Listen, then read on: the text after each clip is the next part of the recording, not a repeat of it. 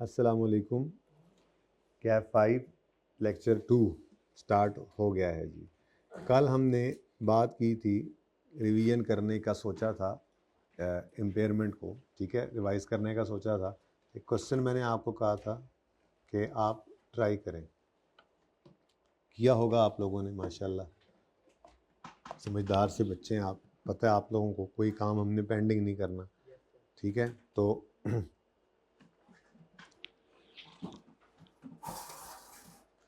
सवाल था, कैलकुलेट करो इम्पेयरमेंट लॉस ऑन 31 दिसंबर 2015, ठीक है।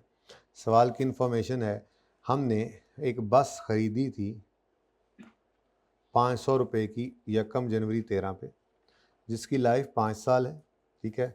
और 31 दिसंबर 13 पर एक कंपेटिटर आ गया है, जिस वजह से अब हमें ज़रूरत महसूस हो रही है कि हम अपनी इस बस को, मार्कर किधर है, हम अपनी इस बस को मिल गए इम्पेयरमेंट टेस्ट से गुजारें कि ये जो बस है ये किताबों में जितने पर नज़र आ रही है, क्या इससे उतनी अमाउंट रिकवर होना पॉसिबल भी है, या कहीं फ्यूचर का लॉस तो नहीं आ रहा। प्रूडेंस कॉन्सेप्ट तो कहता है फ्यूचर के लॉस को आज ही बुक करो, एसेट औकात से बाहर हो तो उसको औकात पे लेकर आओ। यही था IS 36 इम्पेयरमेंट, ठीक है। असल में हमने ये एसेट ख़रीदा कब था, यकम जनवरी 13 पर। ये एसेट 500 का हमने लिया था। उसके बाद इस एसेट की ज़िंदगी से 3 साल गुजार चुके थे, हम इस एसेट को हम इस्तेमाल कर चुके थे। ये हम इधर 13 गुज़रा, 14 गुज़रा और 15 भी गुज़र चुका है। इस वक्त आप मौजूद हैं 31 दिसंबर 15, ठीक है। इस दिन तक तो कुछ मसला नहीं हुआ था। इस दिन एक कंपेटिटर मार्केट में आ गया, जिस वजह से अब हमें लाले पड़ गए, ठीक है, कि जो हम पहले सोच रहे थे मौजें अब शायद वो ना मुयस्सर हों। तो जो कुछ भी हमने करना होता था वो इस दिन खड़े होकर, तो इस दिन खड़े होकर क्या ज़रूरत महसूस हुई है, एक इंडिकेशन आई है, कंपेटिटर आ गया है, एक इंडिकेशन आई है, हो सकता है हमारा एसेट इम्पेयर हो गया हो। तो ये इम्पेयर हुआ है या नहीं हुआ है, इसको चेक करने के लिए इम्पेयरमेंट टेस्टिंग से एसेट को गुजारा जाता है, जिसके अंदर हम दो चीज़ों को कंपेयर करते हैं, बुक वैल्यू और रिकवरेबल अमाउंट, ठीक है। बुक वैल्यू भी 31 दिसंबर 15 की हमें चाहिए, रिकवरेबल अमाउंट भी 31 दिसंबर 15 की चाहिए, यानी हर चीज़ अब हमें 31 दिसंबर 15 पे चाहिए, ठीक है। तो दो चीज़ें हमें चाहिए 31 दिसंबर 15 पर। बुक वैल्यू निकाला करते हैं हम कॉस्ट माइनस एक्यूमुलेटेड डेप्रिसिएशन करके, ठीक है। तो कॉस्ट 500 थी और आज तक ये एसेट कितना डेप्रिशिएट हो चुका है, इस एसेट की यूजफुल लाइफ थी 5 साल। रिजर्व वैल्यू नज़र नहीं आ रही, स्ट्रेट लाइन पे डेप्रिशिएट करें तो हर साल की डेप्रिशिएशन कितनी बनती है, 100 रुपया। यानी एक 100 रुपया यहाँ पे डेप्रिशिएट हुआ होगा, फिर 100 रुपया इधर, फिर 100 रुपया इधर, तो यहाँ पर 300 होना चाहिए। लेकिन ये वाली वर्किंग तो हमने नहीं किया करनी ना, ये तो सिर्फ समझाने के लिए था कि ये पास्ट है जो गुजर चुका है। इस वक्त हम 31 दिसंबर 15 पे खड़े हैं। इम्पेयरमेंट टेस्टिंग के लिए 31 दिसंबर 15 की बुक वैल्यू यानी कॉस्ट को घसीट के इधर लाना है, और रिकवरेबल अमाउंट के लिए फ्यूचर कैश फ्लोज को भी घसीट कर वापस लाएंगे इधर। कॉस्ट घसीट के आगे लाते हैं और फ्यूचर कैश फ्लोज को वापस लेकर आते हैं, ठीक है ना। तो बुक वैल्यू हमने निकाली 31 दिसंबर 15 पर, तो कॉस्ट माइनस एक्यूमुलेशन करनी है, तो 500 डिवाइडेड बाय 5 किया, ये 1 साल की डेप्रिसिएशन आ गई।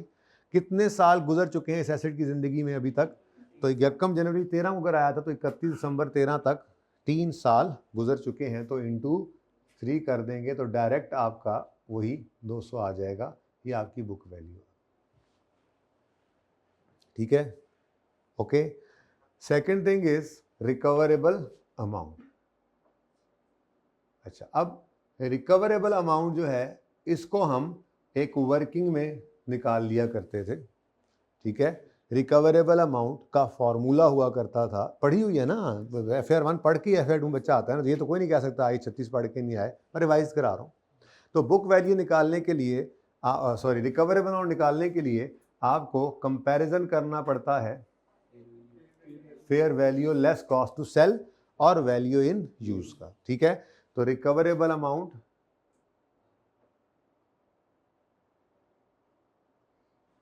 इज हायर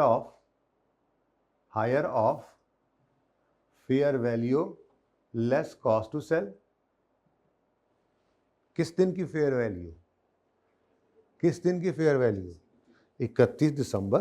हर चीज 31 दिसंबर 15 पे में चाहिए, तो 31 दिसंबर 15 की फेयर वैल्यू और 31 दिसंबर 15 पे खड़े होकर कॉस्ट टू सेल।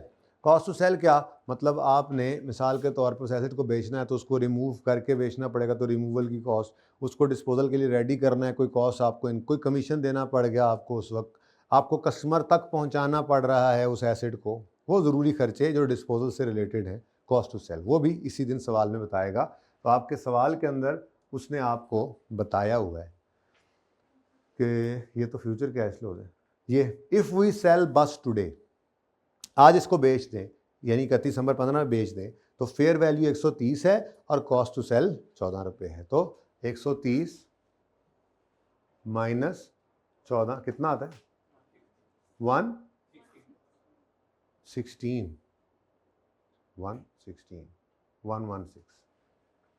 दूसरी चीज क्या चाहिए हमें?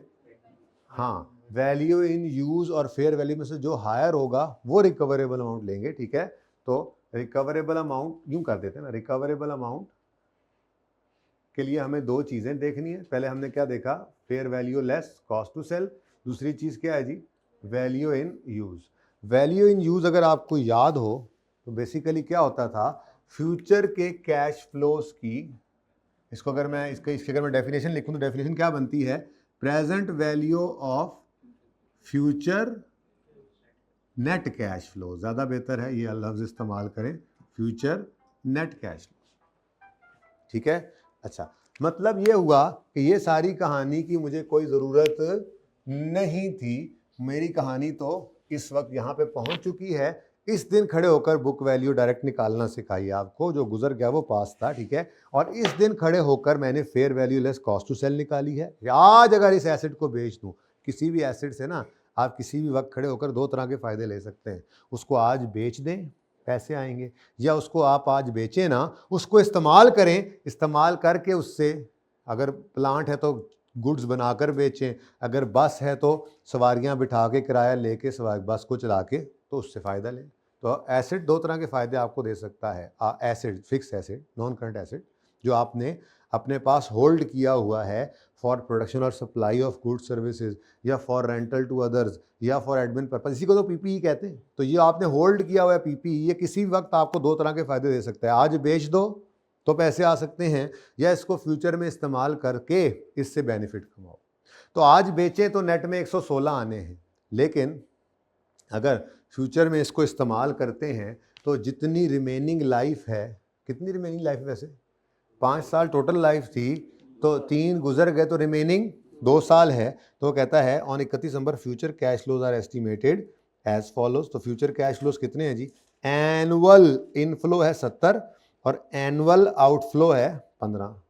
बस चलेगी तो किराया आएगा, किराया वगैरह 70, और बस चलेगी तो पेट्रोल, टोल, सैलरीज वगैरह खर्चा आएगा 15, ठीक है। तो इनको अगर आप नेट कर लें तो ये कितना बनता है?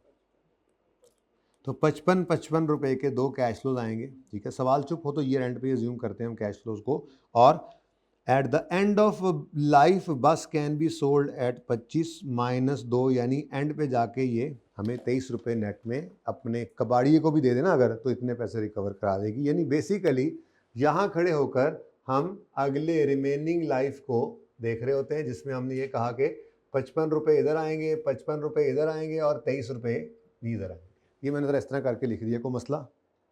नीचे ज़रा जगह नहीं थी इसलिए, ठीक है। अब हमने क्या करना है, ये 55 और 55 कितना बनता है? 55 और 55 कितना बनता है, कोई बता दे मुझे? 110। अच्छा, तो ज़रा यूँ कर लेते हैं ना, इसको ज़रा इधर ले लिख ही देता हूँ। ये मैं 31 दिसंबर 15 पे खड़ा हूँ इस वक्त, ठीक है जी। ये सब कुछ यहाँ पे खड़े होकर कर रहा हूँ, लेकिन फ्यूचर के कैश फ्लोज तो इधर पड़े होंगे। आपको कहा गया जी इनफ्लो 70 का हर साल में एक्सपेक्टेड है, लेकिन इस इनफ्लो को कमाने के लिए 15 का आउटफ्लो भी है। अब ये क्या है, ये 16 का साल है, ये 17 का साल है, रिमेनिंग 2 years। ठीक है, फिर दूसरा इस 5वें साल के एंड पे जाके उसने क्या कहा, 25 रुपये इसकी डिस्पोजल प्रोसीड, इसको डिस्पोज करें तो पैसे आ जाएंगे, और कितना 2 है 3 है, 2 रुपये इससे नेट में आपका। तो अगर मैं इसको नेट कर दूं तो ये कितना है, इसको भी ऐसे कर दें तो 55 रुपये के कैश फ्लोज हैं इस बस को चलाने से आने हैं। और जब इसकी यूज़फुल लाइफ का एंड होना है, जब इसको बेच के मैंने नई बस ले लेनी है, तो उस वक्त फिर 25 - 2 23 रुपये ये भी। ठीक है, तो ये बेसिकली कहानी है। ऐसे नहीं किया करेंगे हम, ये टाइमलाइन वगैरह तो बस आपके लिए ज़रा समझाने के लिए, रिवाइज करने के लिए बना दी, डायरेक्ट लिखेंगे। ये टोटल 3 कैश फ्लो, 55 वाले 2 और एक 23 वाला। तो 55 और 55 110 बोला आपने, जमा 23 133 बनता है, की हो गया 133। तो ये 133 हम ले लेंगे यहाँ पर वैल्यू इन यूज। ऐसा ही है ना, ऐसे ही है ना, नहीं गलत हो जाएगा। हर चीज़ अगर 31 दिसंबर 15 में पड़ी है तो ये फ्यूचर के कैश फ्लो हैं, ये भी 31 दिसंबर 15 पे लाने पड़ेंगे। ये इस वक्त 31 दिसंबर 15 पर नहीं पड़े हुए। तो यही वो चीज़ है जो कल आपको मैंने जाते जाते रिवाइज करवाई थी। ठीक है, और ये मैंने आपको एनविटी रिवाइज कर, एनविटी और सिंपल डिस्काउंटिंग। अगर मल्टीपल कैश फ्लोज हैं, एक से ज़्यादा कैश फ्लोज हैं सेम इंटरवल से सेम अमाउंट वाले, तो आप उसको सिंपल डिस्काउंटिंग से भी कर सकते हैं और एनविटी भी। लेकिन अगर अकेला ही कैश फ्लो है तो उसको तो सिर्फ सिंपल डिस्काउंटिंग करनी पड़ेगी। अब हमारे सवाल में दोनों का मिक्सचर है, तो ठीक है, 55 के कैश फ्लोज 2 हैं, उनको एनविटी लगा दो, और जो 23 वाला है उसको सिंपल डिस्काउंट कर लो। आप 55 को भी सिंपल करके ला सकते हो, लेकिन ये तो 2 सालों वाला था ना। अगर 15 साल वाला होता तो क्या 15 कैश फ्लोज को डिस्काउंट करने बैठ जाओगे मैनुअली, फंस जाओगे ना। ठीक है, तो आसानी जिसमें है वो करो। ये 3 कैश फ्लोज हैं, वैल्यू इन यूज निकालनी है तो आप कहोगे जी कि सबसे पहले तो इस 55 को एनविटी का फॉर्मूला लगा दो, 55 × 1 - 1 पॉइंट रेट मैंने कहीं नहीं देखा सवाल में, चलो मुझे भी देख लेने दो। आपने देख लिया मुझे लगता है जी। डिस्काउंट रेट इज 12%, तो 1.12 रेज़ टू पावर माइनस कितने दफ़ा 55 आना है, तो -2। ठीक है, डिवाइडेड बाय 0.12। ठीक है, बोलो समझ आ रही है। प्लस दूसरे साल के एंड पे 23 रुपये भी आएंगे। ठीक है, तो 23 × 1.12 रेज़ टू पावर, इसको 2 साल पीछे लेकर आना है। ठीक है जी, तो 116 ऐसे कर दो ना, चलो खैर ज़रा कंपैरिजन में ज़रा सामने नजर आते जी। तो ये जनाब टोटल आपकी वैल्यू इन यूज़ बनेगी, कितना बना है जी, 111। अब रिकवरेबल अमाउंट इन दोनों में से क्या चीज़ होती है, हायर, यानी कि 116। ठीक है, तो ये आ गई आपकी हायर फिगर, जो कि आपकी क्या बन गई। अब आपने इस रिकवरेबल अमाउंट को कंपेयर करना है बुक वैल्यू से। अगर तो बुक वैल्यू इस फिगर से ज़्यादा है तो गड़बड़ है, और अगर बुक वैल्यू इस फिगर से कम है तो फिर कोई मसला नहीं। क्योंकि बुक वैल्यू का इससे ज़्यादा होने का मतलब क्या है, एसेट से मैक्सिमम जो आप फ़ायदा ले सकते हैं इसकी रिमेनिंग लाइफ में, मैक्सिमम फ़ायदा क्या है, यूज़ करके भी जितना नहीं आ रहा, बल्कि आज बेच के मैक्सिमम फ़ायदा मिल रहा है ना। आज ही बेच दें तो नेट में 116 रुपये मिलने हैं, और किताबों में ये अभी 200 पर नज़र आ रहा है, तो इसका मतलब एसेट ओवर स्टेटेड है। एसेट के अंदर अब उतनी जान नहीं रही।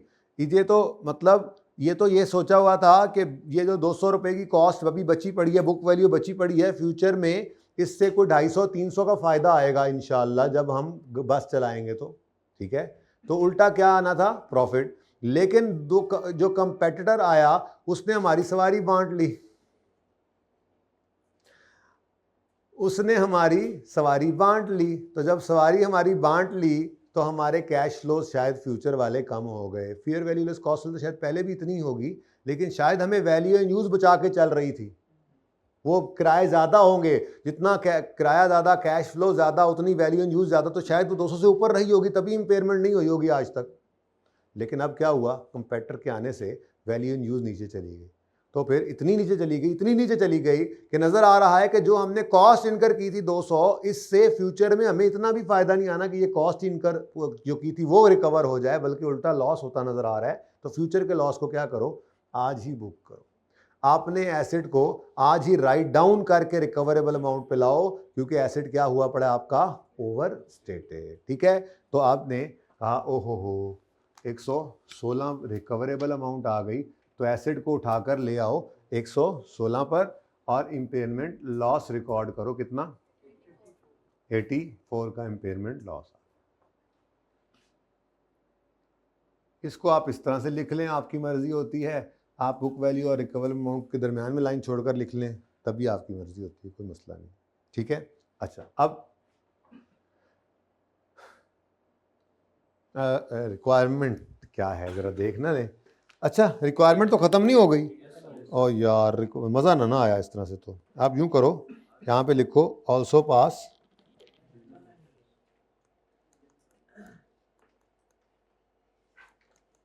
Journal entries for the years ended 2013, 14 और 15। ठीक है, ऐसा कर लेते हैं। ठीक है, शायद 16 पे भी चला जाऊं समझाने के लिए बाद में। ठीक है, अब यहाँ पर मैं एंट्रीज पास करता हूँ। पहले मैं फॉर द ईयर एंडेड 31 दिसंबर 13, इसकी एंट्रीज अगर पास करूँ तो सबसे पहली एंट्री क्या हमने करनी है, हमने एसेट इस साल में ख़रीदा था, ऐसा ही है। तो एंट्री क्या बनी, एसेट का नाम क्या, बस चलो पीपी लिख दूँ, एसेट लिख दूँ, asset debit cash credit bank credit जो भी कर दो। कितना, 500 से। ठीक है जी, उसके बाद ईयर एंड आया होगा तो ये एसेट 100 रुपये से डिप्रीशिएट हुआ होगा, वो पुरानी बात है।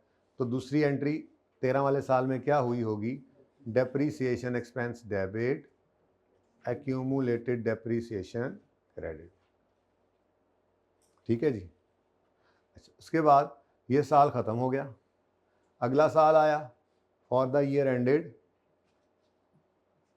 31 दिसंबर 14, तो एसेट दोबारा ख़रीदने की एंट्री पास, लेकिन एसेट इस्तेमाल हुआ तो 100 रुपये की डेप्रीसिएशन चार्ज करेंगे आप। होगी, बोलो क्या entry, depreciation expense debit accumulated depreciation credit 100।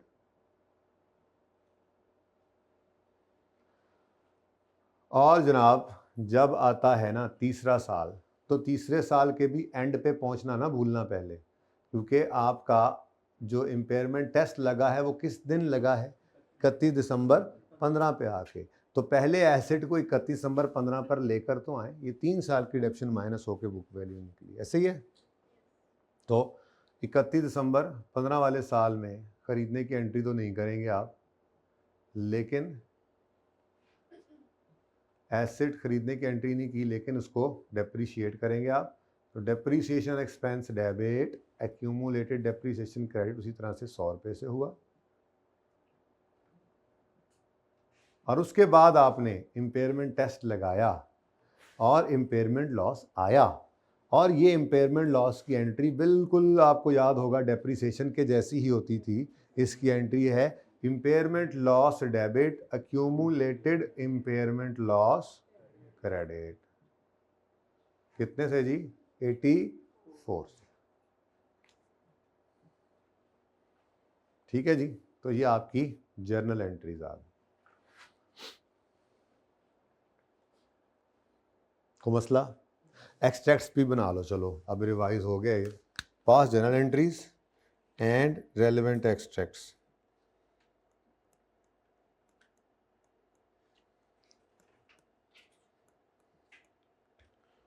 For the year ended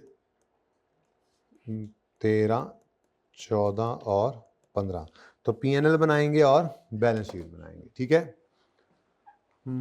यहाँ बना लेते हैं जी पीएनएल, जैसे मर्जी बना लें। वैसे सही तरीका तो यही है कि आप 15, 14, 13 ऐसे बनाएं। तो डेप्रीसिएशन एक्सपेंस 13 में कितना आया, 100, 14 में 100 और 15 में भी 100। ऐसा ही है, देख लो एंट्री नज़र आ रही। लेकिन इम्पेयरमेंट लॉस सिर्फ किस साल में नज़र आ रहा है? 2015 के अंदर। तो डेप्रीसिएशन के लिए किसी इंडिकेशन की ज़रूरत नहीं है, ना कोई टेस्ट लगा के देखते हैं कि इम्पेयर्ड है या नहीं है। डेप्रीसिएशन हर साल आनी है। आउटपुट मेथड ना हो तो एसेट वेला भी पड़ा हुआ है, फारिग भी पड़ा हुआ है, आइडल भी है, तब भी डेप्रीसिएशन आनी है, वो नहीं रुकती।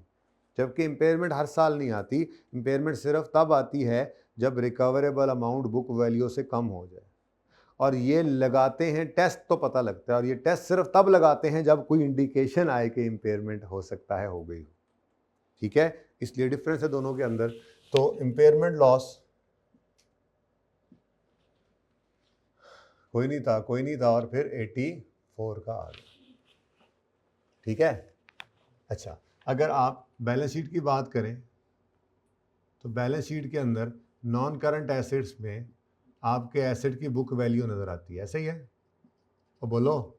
वैसे तो प्रोफेशनल तरीका आपको पता यही है कि यहाँ पे एसेट बुक वैल्यू दिखाए, लेकिन चलो पहला दिन है, ज़रा मैं फॉर्मूला रिवाइज करा रहा हूँ। तो मैं यहाँ पे लिख देता हूँ जी, एसेट की कॉस्ट आएगी, लेस करेंगे हम इसमें से इसकी एक्यूमुलेटेड डेप्रीसिएशन, और लेस करेंगे हम इसमें से एक्यूमुलेटेड इम्पेयरमेंट लॉस।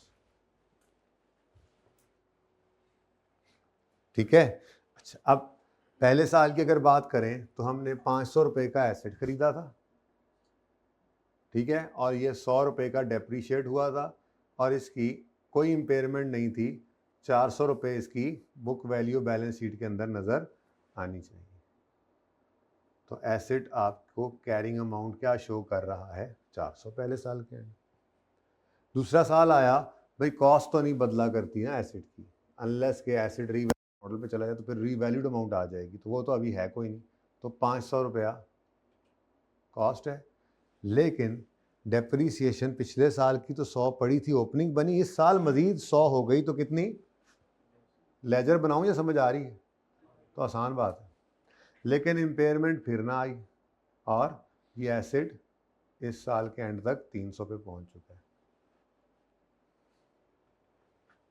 देख लो, पहले हमारा एसेट 200 पे पहुंचेगा, ये है असल मसला। ठीक है ना। जब 15 आया तो 15 में एसेट जो है वो मजीद 100 रुपये डेप्सिट होकर उसकी कंप्रेशन कितनी बन गई? 300। अगर मैं सिर्फ एंट्रीज को ही देख कर चलूँ या यहाँ वर्किंग को देख कर चलूँ तो सीधी सीधी एंट्री आगे 84 की पड़ेगी, और उसकी एंट्री जो है इम्पेयरमेंट लॉस डेबिट हुआ पड़ा है, और अक्यूमुलेटेड इम्पेयरमेंट लॉस क्रेडिट हो जाएगा, और इसकी कैरिंग अमाउंट कितनी आ जाएगी? 100। बिल्कुल ये रिकवरेबल अमाउंट पे हमारा एसेट आ गया है, यही हम चाह रहे थे। ठीक है, कि एसेट को राइट डाउन करके इसकी औकात पर ले आएँ, रिकवरेबल अमाउंट पे ले आएँ, और वो थी 116 रुपये। देख लो, आपको 116 ही नज़र आ रहा है। ठीक है, वो रिवाइज हुआ है थोड़ा सा।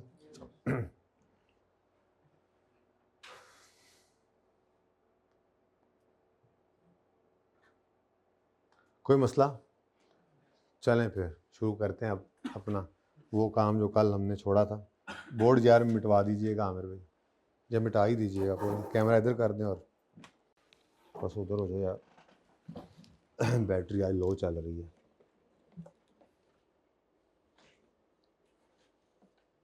उस्मान भाई कैसे हैं आप आए, बाहर आई हैं।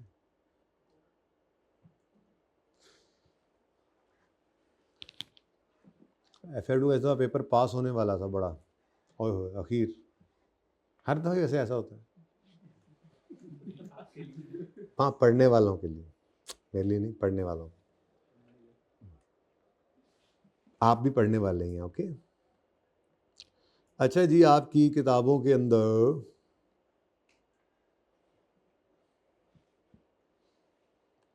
पेज नंबर 240 होगा, किताबें नहीं है तो यहाँ पर जो नोट्स हैं, क्वेश्चन नंबर 8 बेसिकली आपने देखना, ऑन यकम जनवरी 10 एन एंटिटी वाला। पहुँचे साहब? क्वेश्चन 8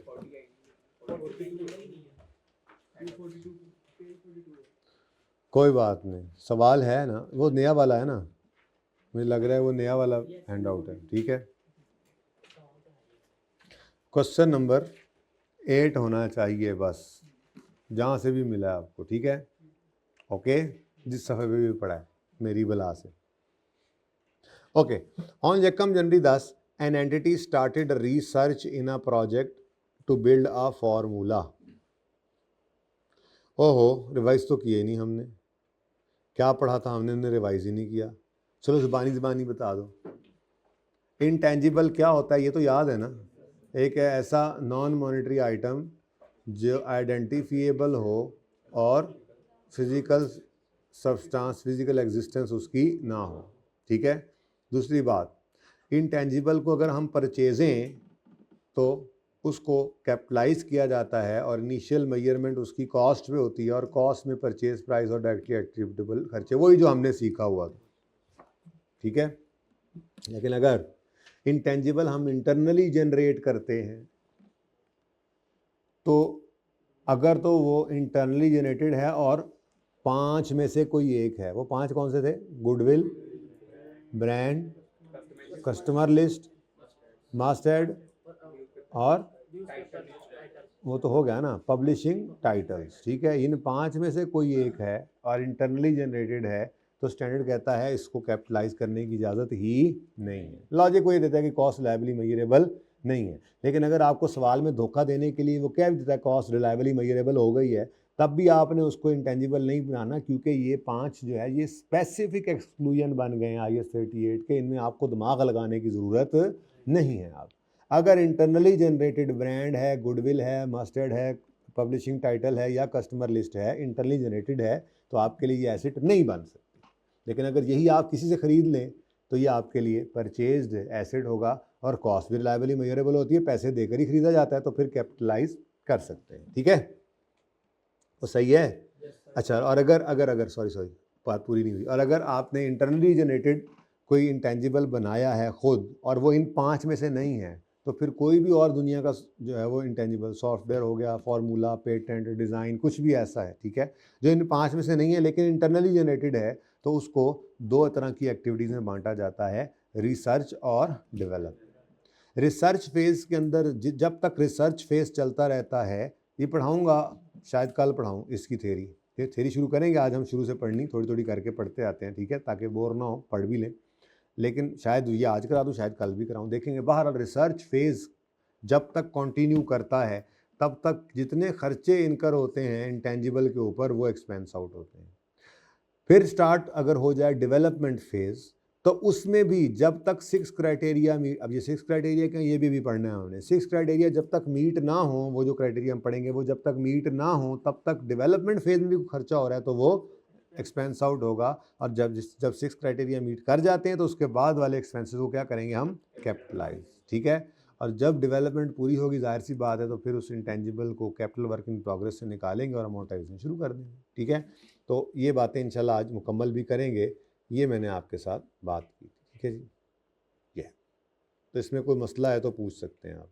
वैसे इसी की अब हम प्रैक्टिस करने लगे हैं। चलें, क्वेश्चन नंबर, अच्छा पिक्चर जल्दी ले जाए उस्ताद।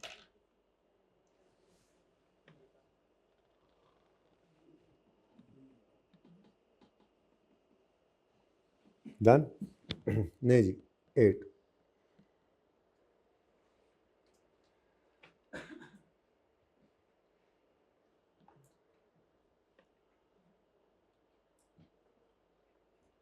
एक मिनट, चलो ठीक।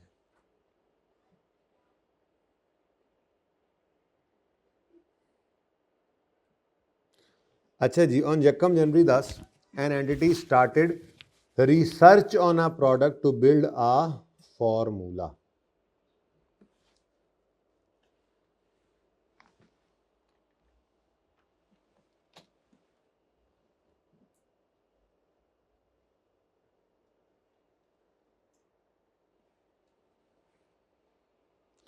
यार वो एक लेबॉर्ट्री थी, पता नहीं इस दफ़ा पिछली दफ़ा है या उससे भी पिछली दफ़ा है, देख लेते।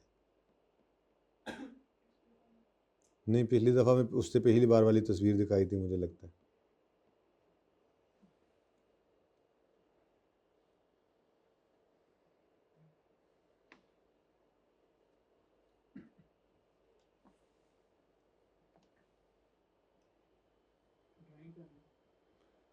हाँ, ड्राइंग ही नहीं करनी, बस ऐसी फ़ोटो आप डाउनलोड करके ना वो तस्वीर बना के, ये रही।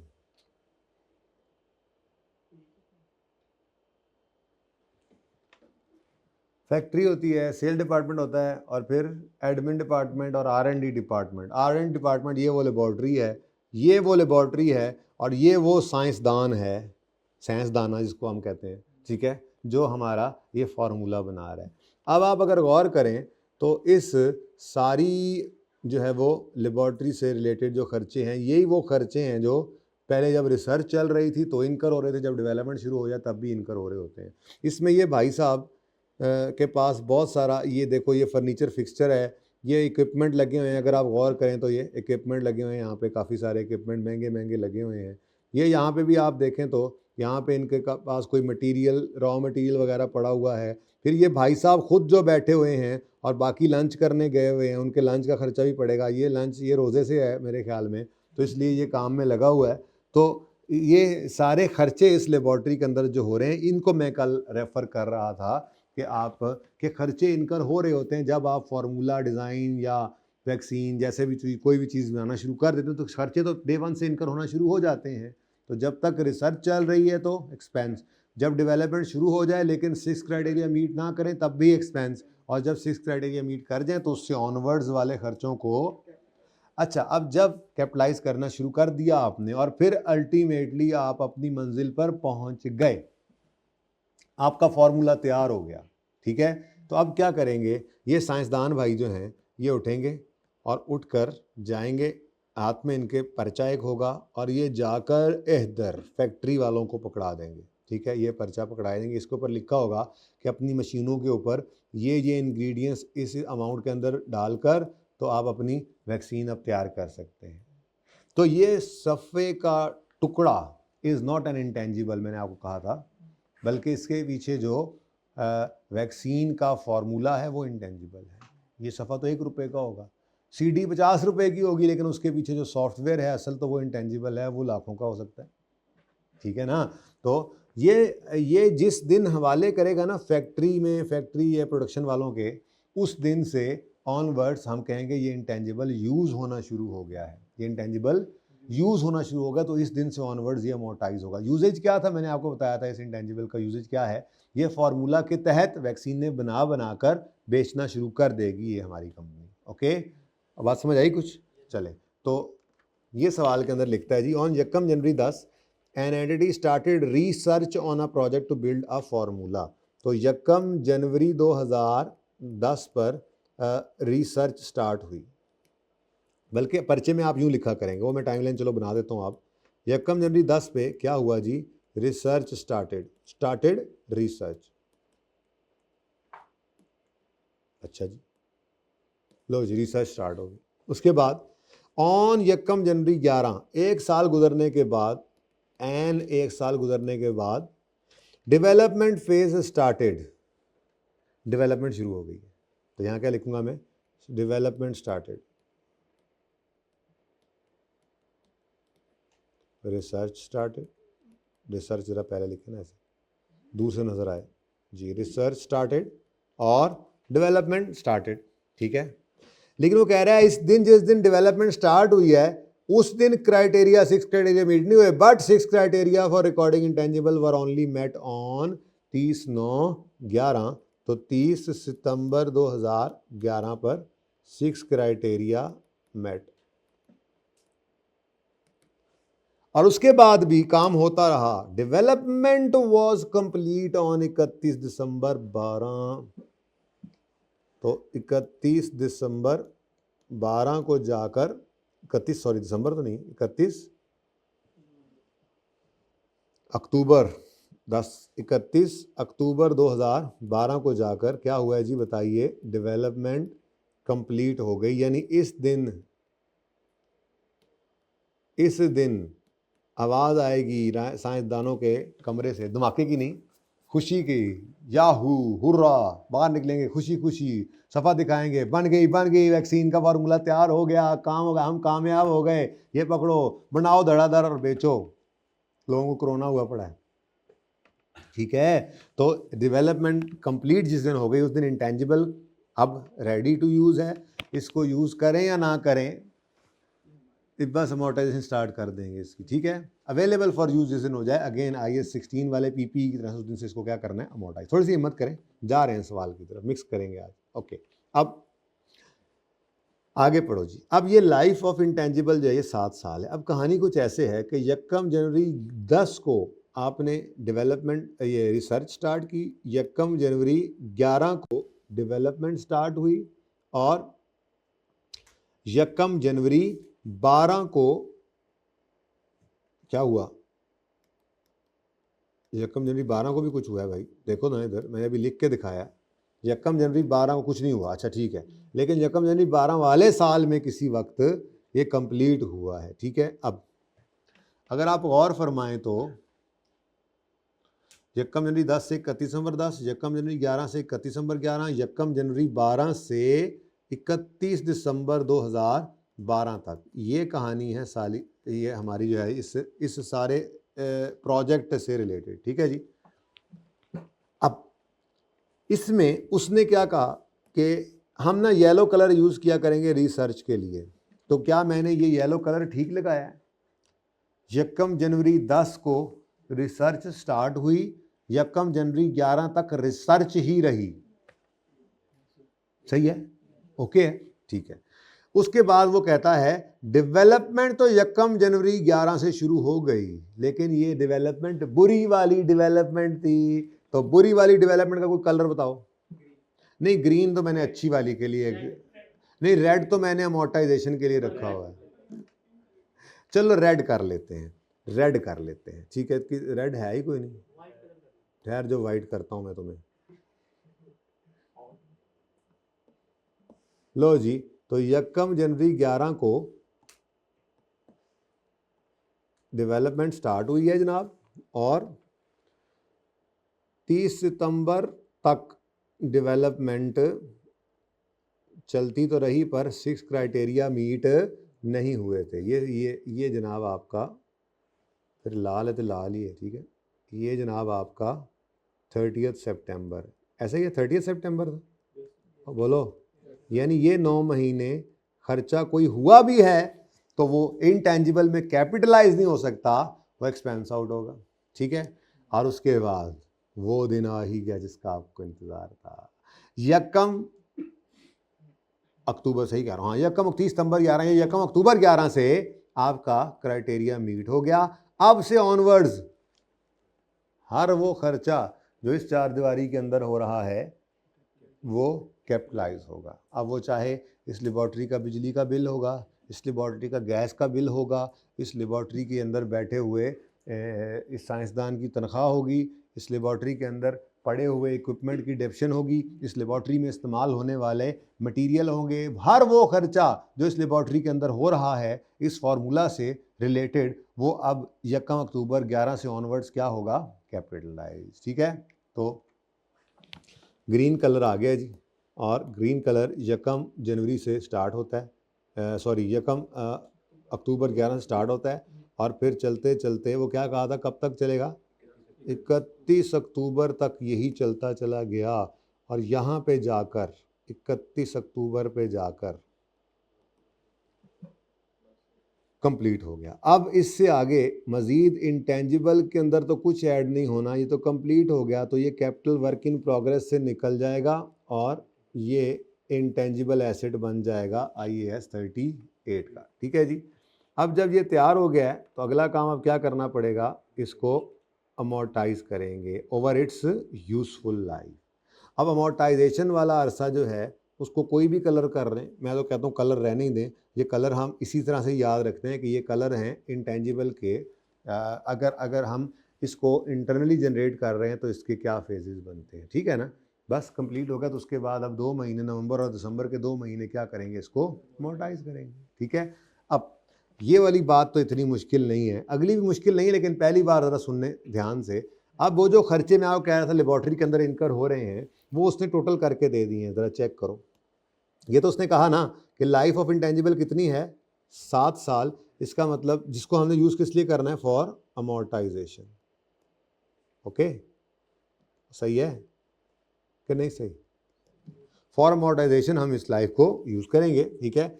लेकिन मुझे इस वक्त क्या चाहिए, वो खर्चे जो इस प्रोजेक्ट के दौरान होते रहे, ताकि मैं उनको रिसर्च फेज़ वाले अरसे में हुए तो एक्सपेंस आउट करूँ, बुरी डेवलपमेंट वाले फेज़ में हुए तो एक्सपेंस आउट करूँ, और अच्छी डेवलपमेंट वाले फेज़ में हुए तो कैपिटलाइज करूँ, और फिर टोटल निकाल के उसको अमोर्टाइज करूँ। हम तो नहीं रुकेंगे, हम तो फिर एक्सट्रैक्ट्स भी बना के छोड़ेंगे, आपको पता है, ठीक है। तो शुरू करते हैं जी काम। क्वेश्चन,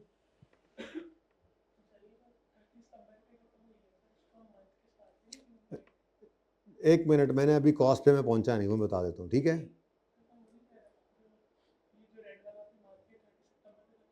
हाँ, नहीं ऐसी तो कभी कोई ज़िंदगी में बात नहीं की हमने। हाँ, आप FR1 में एक चीज़ पढ़ते हैं, एस्टीमेट चेंज। उसके बारे में कहा जाता है कि अगर वो पीरियड के एंड पे है तो पीरियड के स्टार्ट पे हो। ना तो ये एस्टीमेट है, ना ही ये चेंज है, ना ही पीरियड एंड है। ये तो कॉस्ट इनकर हो रही थी। जैसे आप बिल्डिंग बनाते हो तो उसके ऊपर ईंटें, बजरी, सीमेंट, सरिया, रेत, कॉस्ट इनकर हो रही है, तो उसको आप एंट्री उसकी करते हो capital work in progress, building का डेबिट और कैश या पेबल क्रेडिट, ये वही एंट्री है। ये एंट्री करने से IAS 38 ने रोके रखा जब तक के ग्रीन वाला एरिया शुरू नहीं हुआ। ओके, अच्छा, following are the details of expenses which are incurred evenly incur हुए हैं इन 2010। तो 2010 के स्टार्ट में ही प्रोजेक्ट स्टार्ट हुआ था, तो 2010 के अंदर इवनली ये 50 मिलियन खर्च हुआ है। तो ये कितने महीनों का खर्चा बन गया, 12 महीनों का, ऐसा ही है। लेकिन ये सारे का सारा 50 कहाँ जाएगा, क्यों एक्सपेंस जी, क्यों एक्सपेंस। आपने ये वाली टाइमलाइन नहीं बनाया करनी पर्चे में, आपने ये वाली टाइमलाइन बनानी है, आपके लिए बनाई है मैंने। तो ये रिसर्च स्टार्ट हुई और डेवलपमेंट तक रिसर्च ही रही, तो ये 1 साल का जो खर्चा है सारे का सारा कहाँ जाएगा, एक्सपेंस। उसके बाद कहता है 2011, अब आपको पता है 2011 के अंदर भी प्रोजेक्ट अभी चालू ही है, तो 2011 के अंदर भी ये पूरे 12 महीनों का खर्चा है, ठीक है, इवनली डिस्ट्रीब्यूट हुआ है। तो ये भी 12 महीने खर्चा है, लेकिन इसको तोड़ना पड़ेगा। इसके 9 महीने जो हैं वो एक्सपेंस में जाएंगे और इसके 3 महीने जो हैं वो कैपिटलाइज होंगे। तो ये जो खर्चा नज़र आ रहा है आपको 60 मिलियन का, ये 3/9/12 एक्सपेंस और 3/12 एसेट कैपिटलाइज होगा, सही है। उसके बाद इन 2012 25 मिलियन, ये भी 12 महीनों का खर्चा होगा। Am I right? I am absolutely wrong. जी हाँ, ये गलती बच्चे अक्सर करते हैं। जिस वक्त ये बाहर निकलेगा ना खुशी खुशी सफ़ा लहराता हुआ, ठीक है, इधर हम खुद खड़े होंगे यहाँ पे करके, हैं, ओनर यहाँ पे खड़ा होगा अगर बिजनेस का, ठीक है, हम खड़े होंगे यहाँ पे, ये साइंसदान आएगा भागा भागेगा, मैं कामयाब हो गया, ये देखें किधर गया, दे दे यार एक सफ़ा दे दे यार, 100 यार दे दे यार, ये कल्ला सफ़ा दे यार, ये देखें जी, ये देखें फार्मूला तैयार हो गया। हम उनसे कहेंगे अच्छा लाओ दो फार्मूला पकड़ा के चलो जाओ घर, जाओ घर। क्या मतलब सर, अब तुम्हारा कोई काम नहीं है, हमने फार्मूला बनाने के लिए तुम्हें बिठाया हुआ था, तुम फारे को अब जाओ, या उसको किसी और प्रोजेक्ट पे भी लगाएंगे। तो इस प्रोजेक्ट के ऊपर तो कॉस्ट इनकर होना बंद हो गई। तो अगर वो कह रहा है कि ड्यूरिंग लाइफ ऑफ प्रोजेक्ट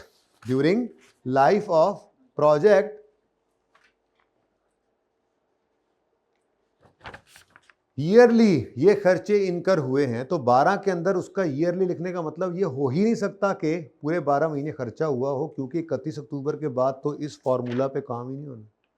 वो तो इनको मैं ऐसे ना, जैसे ये देखो पकड़ाओ ना तरह मुझे, ठीक है, फार्मूला तैयार हो गया, ये फार्मूला पकड़ाओ, ये हाथ ऐसे ही पकड़ के हमने इसको कहना चलो आओ तुम्हें हम बाहर छोड़ के आते हैं, ठीक है, बैठो, ठीक है। तो काम रुक गया, खर्चा 10 महीनों पे रुक गया।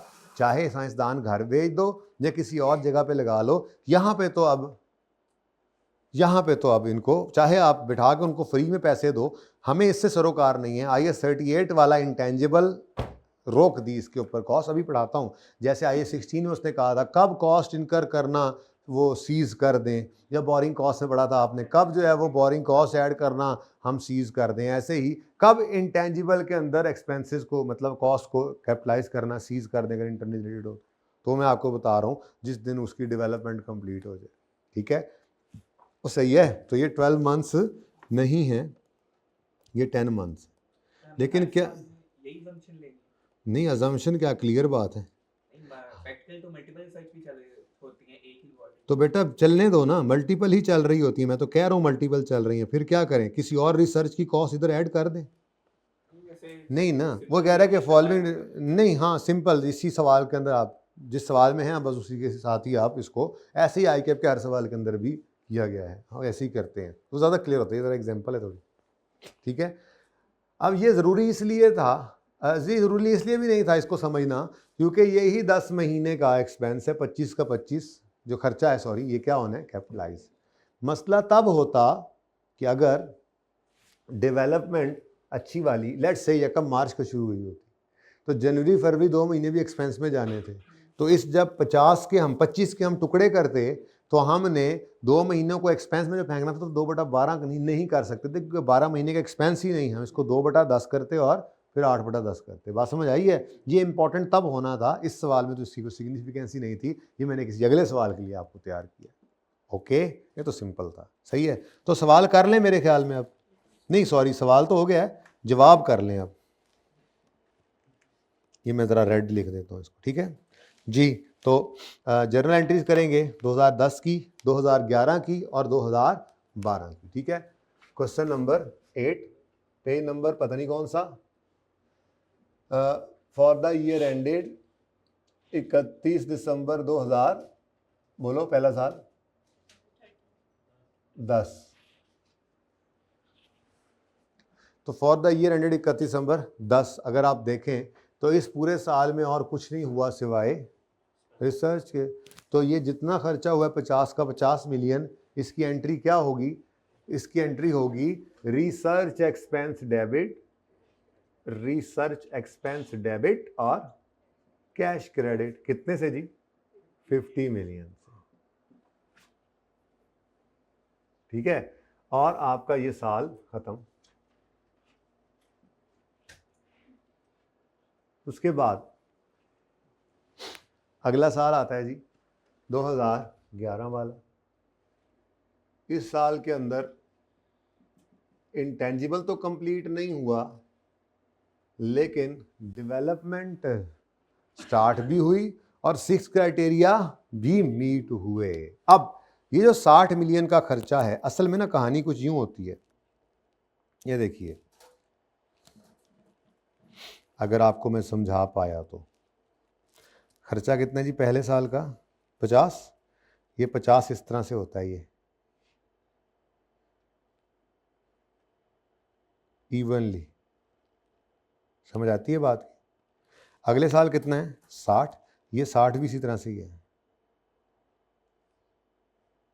अब देखो इस 60 के ऊपर क्या चल गया? एक लाल तलवार चल गई। इस 60 के 9/12 एक्सपेंस में और 3/12 कैपिटलाइज। जबकि ये 25 जो है ये पूरे साल पे नहीं फैलाना, ये 25 तो ये 10 महीनों पे, ठीक है। खैर फिलहाल तो हम पहुंचे हैं 60 पर, तो 60 में से 9/12 करें तो ये एक्सपेंस है। इस एक्सपेंस का नाम होता है development expense. Research expense, research तो खत्म होगी ना, डेवलपमेंट है, लेकिन कौन सी डेवलपमेंट? बुरी वाली डेवलपमेंट। तो बुरी वाली डेवलपमेंट को आपने कहाँ पे फेंकना है? P&L में एज एन एक्सपेंस चार्ज करना है। तो डेवलपमेंट एक्सपेंस डेबिट, पकड़ो पूरा 60 और इसको क्या कर दो 3/9, अच्छा सॉरी 9/12, 45। जबकि बाकी जो है वो क्या बना दो? इनटेंजिबल। लेकिन अभी वो कैपिटल वर्क इन प्रोग्रेस है, अभी अंडर कंस्ट्रक्शन है, अभी इन प्रोग्रेस है, ठीक है। तो 60 इंटू 3/12 कितना आता है? 15, ठीक है। ये चला जाएगा इनटेंजिबल में, कैपिटलाइज हो जाएगा, ठीक है। और कैश आप क्रेडिट कर दें, कैश या पेएबल जो भी है, ठीक है जी, क्रेडिट कर दें इसको। ये जो 60 रुपये आपने पे किए, लें जी। मुश्किल एंट्री, ये मुश्किल कॉन्सेप्ट है तो बताएं। पास पेपर उठा के देखेंगे टिका के यही कॉन्सेप्ट आया हुआ है, कोई मसला नहीं। अभी इस दफ़ा 8 नंबर का सवाल आया है, ये अभी जो आप अटैम्प्ट जो आपने नहीं दी, ठीक है। बड़े सवाल भी आते हैं, आज नहीं कल इंशाल्लाह नोट बनाएंगे पीपीई का, ठीक है। आज तो मैं अमोर्टाइजेशन काफ़ी डिस्कशन अभी रहती है हमारी, जल्दी जल्दी ज़रा एक ये सवाल करें, एक इस जैसा और कर लें, इम्पेयरमेंट को मिक्स करके जो करना है, उसके बाद फिर अमोर्टाइजेशन और इम्पेयरमेंट की डिस्कशन आपके साथ वो भी करनी है। तो अल्लाह करे हो जाए ये सारी बातें, थ्योरी भी पढ़नी है। वक्त कम मुकाबला सख्त है, क्या करें। अच्छा जी, उसके बाद जनाब आता है 2012, 25 मिलियन इंटेंजिबल बनेगा। इसी साल में टोटल इंटेंजिबल कंप्लीट हो जाएगा और इसी साल 12 के अंदर ही आपको 2 महीने इसको क्या करना पड़ेगा, अमोर्टाइज भी करना पड़ेगा। ठीक है, तो फॉर द ईयर एंडेड 31 दिसंबर 2012 आपको सबसे आसान पर्चा जो लगेगा, पढ़ते हुए भी और करते हुए भी इंशाल्लाह FR 2 ही होगा। उसके पीछे वजह है आपकी कुर्बानी जो आप देते आ रहे हैं PRC से। अगर PRC में भी इंट्रो पढ़ी तो कितनी मेहनत की वहाँ पे, एक बार वहाँ आपने अकाउंटिंग में मेहनत की, फिर R1 में आपके ऊपर सही पहाड़ टूटा मेहनत का, आपने खूब मेहनत कर दी। अब आप देख रहे हो बस नई चीज़ें हैं थोड़ी बहुत, लेकिन अब डेबिट क्रेडिट तो ज़िंदगी का हिस्सा बन ही चुके हैं। ठीक है, तो आपको सबसे आसान इंशाल्लाह यही पर्चा लगेगा अगर आप रोज़ आते रहे। उस्मान को देख के मुझे याद आ गई बात, रोज़ आते रहें। ठीक है, और आप रोज़ आने वाले बच्चे हैं, रोज़ 1 घंटा सिर्फ घर पे, ज़्यादा नहीं, रोज़ 1 घंटा देने वाले हैं और हफ्ते में एक टेस्ट होता है, वो लाजमी फ़र्ज़ ऐन समझ कर आई कैप का पर्चा समझ के करने के आदी हैं। तो ये साथ के साथ तैयार होने वाली चीज़ है, इसमें फिर कोई पेंडेंसी नहीं पड़ेगी। ठीक है, ढीला नहीं पड़ना। ओके, अच्छा, तो 31 दिसंबर 12 में आपने इंटेंजिबल CWIP डेबिट करके कैश क्रेडिट किया, कितना, 25। अब जनाब आपका इंटेंजिबल क्या हो गया, कंप्लीट। तो इंटेंजिबल कंप्लीट हो गया तो उसको कैपिटल वर्क इन प्रोग्रेस से निकाल दें, इंटेंजिबल एसेट बना लें। तो कैपिटल वर्क इन प्रोग्रेस में कितना अभी तक इकट्ठा हो चुका है जो कैपिटलाइज किया आपने, ये 25 और 15 40। ठीक है, बाकी तो एक्सपेंस आउट हो गया था। तो आप, हाँ डेट नहीं ना लिख रहा मैं, फॉर द ईयर एंड 31 दिसंबर 12 लिखा हुआ है, डेट्स नहीं लिख रहा मैं, डेट लिखने की ज़रूरत है। क्या रिक्वायरमेंट है वैसे सवाल की, जर्नल एंट्रीज कर दो। तो डेट वाइज मैं नहीं कर रहा, बस ईयर वाइज कर रहा हूँ, ईयर वाइज ही करनी है। डेट लिखनी है तो लिख लो, कोई मसला नहीं है। जब यहाँ पे क्या लिखेंगे आप, फिर ये 31 दिसंबर की ही डेट होगी, ये भी 31 दिसंबर की होगी। ये आपने फिर 31 अक्टूबर पे करके 31 अक्टूबर पे ही आपने इसको ट्रांसफ़र कर देना। लिख देता हूँ, कहते हो तो कोई मसला नहीं, 31 अक्टूबर, 31 अक्टूबर। ठीक है, ज़रूरत नहीं थी, मैंने कहा चलो।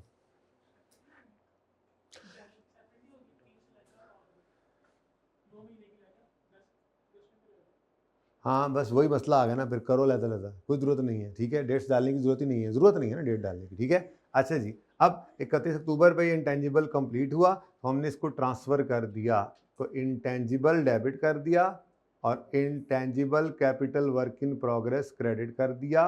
कितने से, तो जनाब 15 जमा 25, ये शो करोगे ना एग्जामिनर को। अब एक 40 रुपये का एसेट आपका रिकॉर्ड हुआ 31 अक्टूबर से ऑनवर्ड्स। अब वो डेवलपमेंट कंप्लीट हो गया तो क्या करेंगे, उसको दराज में रख देंगे। ऐसे इतनी मेहनत की और मिलियंस खर्च किए, यकम नवंबर से ही इंशाल्लाह आप उस फार्मूला को यूज़ करके जो चीज़ का फार्मूला बनाया है, कोई नई किस्म की कोला का बनाया है, कोई नई किस्म के पिज़्ज़ा का बनाया है, कोई नई किस्म की वैक्सीन का वो फार्मूला जो बनाया है आपने फार्मूला, उसको बनाओ और बेचो। इसी का तो इंतज़ार था। ठीक है, यही तो हम सब चाहते थे, मिनटों में ढेरों बर्फ बन जाए। जाग रहे हो ना, कौन कौन जाग रहा है, जिन्होंने हाथ खड़ा नहीं किया वो जहनी तौर पे सोए हुए हैं मुझे लगता है। अच्छा चलें, लें जी, अब इसको क्या कर लें, एमोर्टाइज कर लेते हैं। तो 31 अक्टूबर से यकम नवंबर कंप्लीट हुआ, यकम नवंबर से नवंबर दिसंबर 2 महीने की अमोर्टाइजेशन। तो अमोर्टाइजेशन एक्सपेंस डेबिट और अक्यूमुलेटेड अमोर्टाइजेशन क्रेडिट। अब इधर देखें जी, कितने का एसेट, 40 रुपये का। यूज़फुल लाइफ उसने बताई थी कहीं पे, 7 ईयर्स इसकी यूज़फुल लाइफ है, तो डिवाइड बाय 7 कर दिया। लेकिन ये तो यहीं पे निकल आएगा 40 डिवाइडेड बाय 7, लेकिन इस साल सिर्फ 2 महीने इस्तेमाल हुआ है तो 2/12 जी। 0.1 नहीं कर लो यार, 1, तो 1 और 1। लें जी, सवाल तो हो गया ख़त्म। लेकिन मेरी आपसे फरमाइश है, आप मुझे एक्सट्रैक्ट्स बना दें, जल्दी करें, रेलेवेंट एक्सट्रैक्ट्स बना दें पीएनएल के। और आप भी कुछ करें ना, सुस्ती आ रही है आपको, जल्दी करें।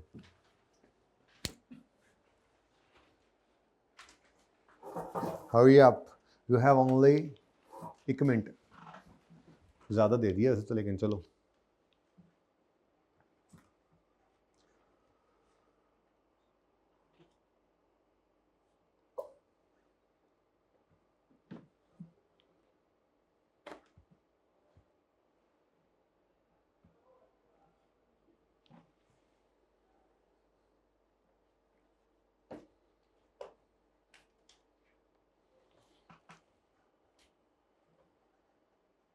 पार्ट 2 स्टार्ट करना चाह रहे हैं, कर दें।